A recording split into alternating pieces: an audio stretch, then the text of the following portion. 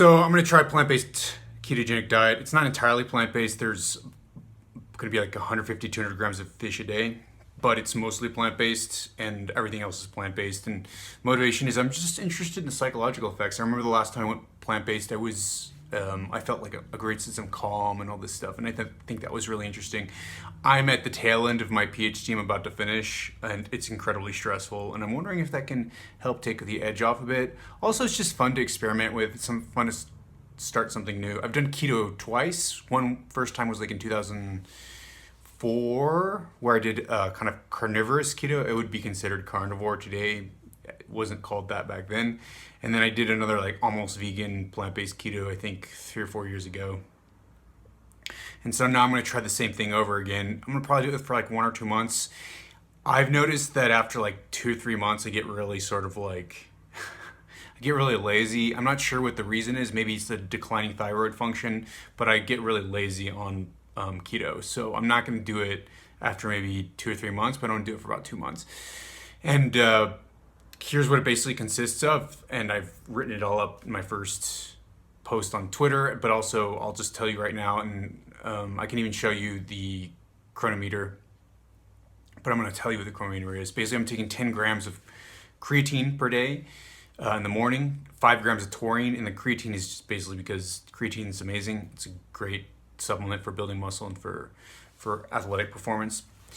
And then I'm going to take 5 grams of taurine. I've been taking the taurine because of blood pressure effects, some potential blood pressure effects, although some of the evidence isn't amazing, but I do think that there's some potential blood pressure effects, and I have noticed my blood pressure has been a little bit better.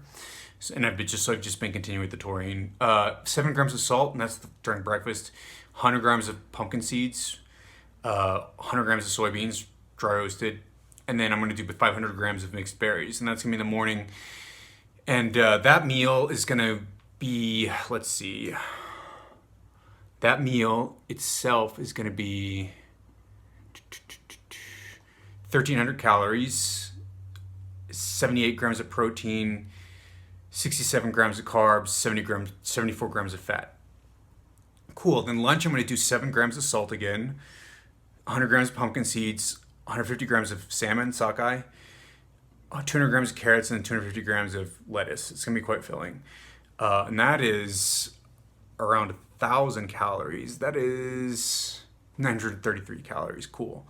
75 grams of protein, 25 grams of carbs, and then 59 grams of fat.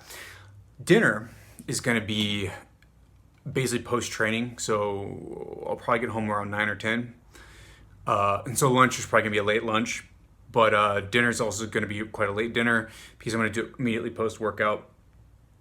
And that's to reduce any potential nausea or anything like that. And then, of course, to enhance recoveries, you hit all your calories and protein immediately post-workout. And that's going to be just basically the berries again, 500 grams of berries, 100 grams of pumpkin seeds, and then 75 grams of pea protein powder. And that's going to be 95 grams of protein, 57 grams of carbs, and then 57 grams of fat. And so for this day, which is going to be tomorrow, and I'm actually not going to have a training day because I'm not doing jiu-jitsu on Sunday, but tomorrow it's going to be about 3,400 calories, as I said, 248 grams of protein, 150 grams of carbs, 149, and then 189 grams of fat, and that's going to hit everything. So here's how the micronutrients break down. Fiber is going to be 89 grams of fiber. Here's the thing about plant-based keto. It's not at all similar to, say, like a high carb, high fiber diet. High carb, high fiber diet, your stools will be very large. High carb ketogenic diet, like your stools won't be large. And I think the way that it works is your gut bacteria metabolize carbohydrates and starches very readily. So whenever you reduce transit time through that amount of fiber, then your gut bacteria go to town. Or maybe they interact with the fiber, like the ones that digest a lot of fiber also digest a lot of carbs, and then they grow. But anyway, your stools become very large with a high fiber, high carbohydrate diet, but they don't become large with a high fiber, high fat diet for whatever reason. And it's maybe because the bacteria that grow on fiber don't actually consume the fat also, so there's no crossover. I'm not exactly sure why it is, but it's a very noticeable thing where the stools are not large at all, not frequent. It's just like very normal, and even though you're consuming a high amount of fiber, you're not having any sort of large, bulky stools whatsoever. It's actually small stools, and it's very similar to animal-based keto in that regard.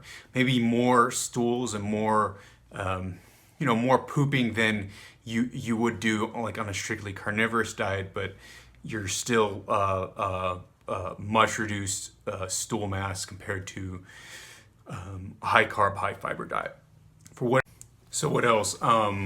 Yeah, micronutrients look amazing. Of course, I've really added a bunch of salt, so we're gonna hit about 7,500 grams or 7,500 milligrams of salt, about 7,000 grams of potassium. So my electrolytes should be rock solid. Hit all my vitamins really well. Almost 5 grams of omega-3, lots of omega-6, lots of saturated fat. Should be a fun experiment. We're going to see how it works, and I'm going to have a few more analyses coming up comparing what I'm doing to a carnivore diet, and that will also be an interesting part of the project as well, because I'm going to be talking on Mark Bell's podcast on the 20th, and so maybe I can compare some of the things that I'm doing to some of the things that you might see on a carnivore diet. Peace.